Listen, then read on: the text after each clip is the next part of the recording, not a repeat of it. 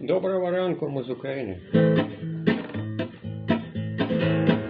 У мандрівку Бахмутський край дядько Озе робить все, як треба, ти в армії.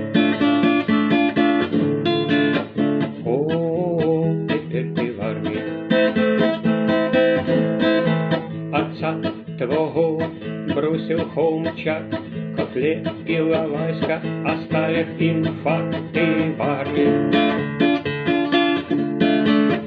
О, якраз ти в армії. Брата твого сирський творець, ти Пальцева бросил, і брату трындець, ти в армії. О, тепер ти в армії.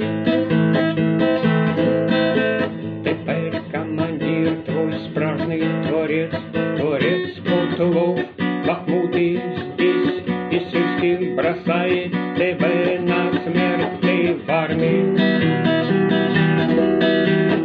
О, тепер ти в армії. Тепер ти в армії. О, якраз ти в армії.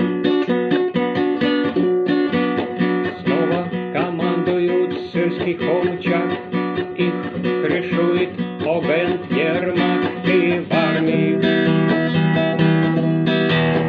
О, тепер ти в армії. Враг есть сзади,